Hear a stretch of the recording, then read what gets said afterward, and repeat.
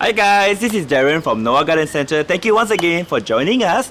And today we're doing a very special episode on gardening products that is meant for residential houses. So for example, you have a balcony and you're thinking like, I have a plants, I have soil, but what kind of materials or structures can I use to put my plants in? So today we're doing a very special episode, and follow me, and we are going today to Elmich! Let's go!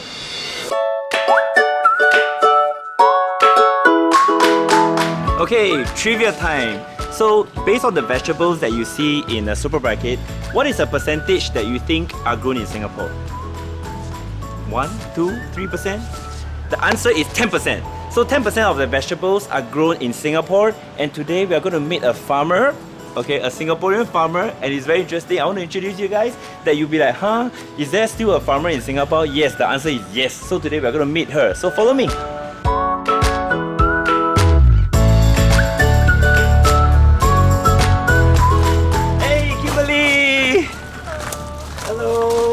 So she's Kimberly, and she's a real local farmer, right? So you'll be like, huh, farmer? Yes, she's an urban farmer. So Kimberly, can I just ask you, right, how do you become how do you first started, and how do you become a farmer? This is actually my first job out of college. So I guess you can say that I've been farming since young. Most of the times I actually design gardens for people.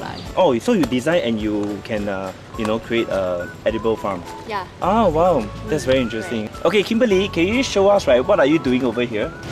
So I'm actually potting new plants for this green wall over here. Ah. Yeah, so it's an edible green wall. Yeah, using the VGP 2020 pots to do up this edible green wall. So, I'm just wondering, how do you use this product, and do you use it like for offices or for houses or balconies? So actually this product, right, is more for mounting plants vertically. So for example, a lot of spaces, they may not have like proper ground space. Like for example, this narrow stretch, right? Yeah, if there's no space to plant on the ground, then we can go up vertically. Yeah, so this is a VGP 2020 pot, and it's really good because you see that there are hooks over here on both ends.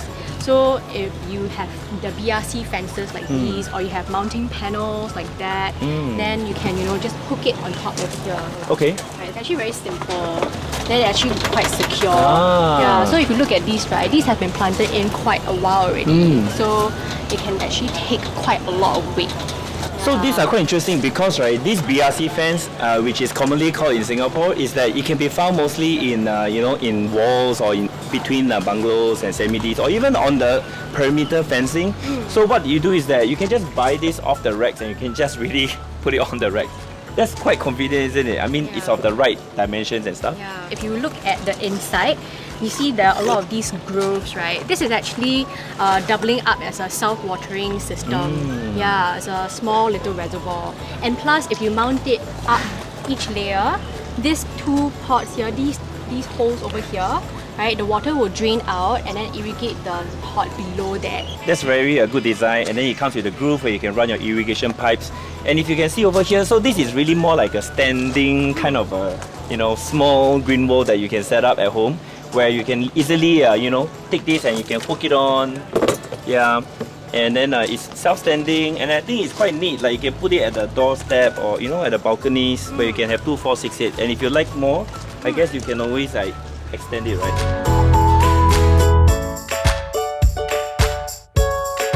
Okay, so Kimberly, I introduced as an urban farmer. I'm just wondering, what's the difference between a traditional farmer and an urban farmer? Urban farmers, I guess we try and play around with whatever space we can find in the city. Yeah, whereas I guess when people think about a traditional farmer, they think about people going out to the rural suburb area, planting straight into the ground. Right? But then as an urban farmer and as a foodscaper, you have to be a lot more creative with your designs and where you choose to grow your plants. Yeah, and right, in Singapore we are really land scarce, and then we don't really find a lot of spaces. But for sure, one thing in the urban cities where we have a lot of space for, and that will be the rooftop. Yes. Okay, so Kimberly, I'm just wondering, so for roof that we have a lot, what are the different solutions or products that you use to grow edibles and ornamental plants? Actually, we can also use these Bercy drains here, over here. Right, they're called green trays, and they're pretty handy because they are very wide and flat, right? And if you hold it, it's very lightweight. Yep. Yeah, and right now, okay, something that I like is that they have a lot of these grooves over here.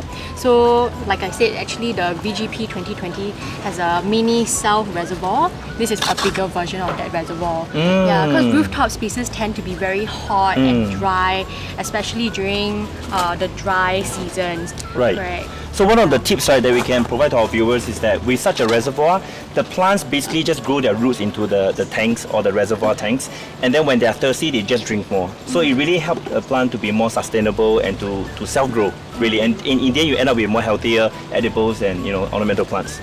All right. Okay. So what's the next step that you need to do? So, can you walk us through the steps? So I'm going to take this black geotextile fabric, which is just like a landscaping fabric. Right, I'll cover it over the bottom of this tray. But then if you see over here, there are some like small little narrow ridges. I'm going to just tuck these ones in. So what this cloth does is it acts as a wick, right, for the water below to be sucked up and wicked up by the plant's roots.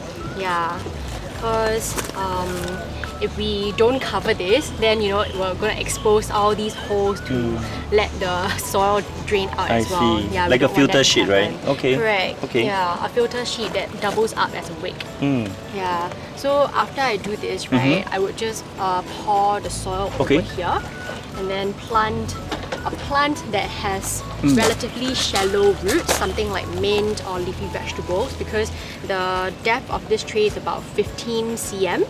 So plants with shallower roots would do well. Sometimes when we buy the plants, it's a bit like thick roots, so we can loosen it up, put it down here like that. And you can pour all of this inside here. Cover it all the way up. So it's not enough, so we'll probably have to like put more inside. So the ideal height, right? Do you plant it until the height of this plastic, or you actually go like 1 inch below? If possible, we should plant it all the way up, right, so we get as much soil depth as possible. Okay. Yeah. So that's why it's better for shallow root plants lah. I see. Yeah. Then Okay. after we plant it in already, we can water the plant. So after we water, all the water will just drain down inside here. So this fabric up here will be wicked up by the plant eventually. Oh wow. Yeah. Okay. So ultimately, once everything is planted, I can foresee that you can have maybe about say about 4 big plants over here, and then once everything is fully covered, just give it a very good watering, and there's also no worries about excess water because it will drain out from the holes below, right? Okay, so Kimberly, can I just find out, we do have some customers who do not want to put their plants into the soil directly and they want it to prop it out above the ground. Is there any products that you can recommend us? Yeah, so Elmich has this so-called void fillers, right, that can actually double up as planters, especially if you don't want to plant into proper ground space. Yeah, so we have here, right, something what we call a Bercy tank. Usually this is used to prop up space in commercial building, right? But then if you only have a balcony space, right, you can easily just use this to plant things inside, right? And this is actually perfect for bigger plants because this is about 50 cm soil depth. So you can plant bigger shrubs like calamansi or even papayas. I've seen papayas do very well inside here. Yeah, and you see these few plates, right? You can actually detach them. So if you want to have like one big space, that's possible as well. But if you want to have like, small little corners for each plant, that's also doable. Yeah. So what I understand about this, it's like a cross kind of a structure. It's really because when you cover it up back, right, it can really hold the weight like me. And it's still working fine, like this is really meant to take to be heavy duty, and I think that's really cool. Some people use it as a coffee table, they can use it as a furniture, and ultimately if you really want to have a plant that is small and you want to raise it up in a planter box or something, you can just put it at the bottom and you can have even a big plant on top and it doesn't break down. That's very cool. So, and then it really comes in a small sizes like that, and it's really like a Lego where you can have like the the keyhole kind of a structure, and you can just put it in. I think the whole thing takes me about 30 seconds or 1 minute to set it out. It's really fast. So really appreciate it, Kimberly. Thank you so much for all your golden advice and tips today.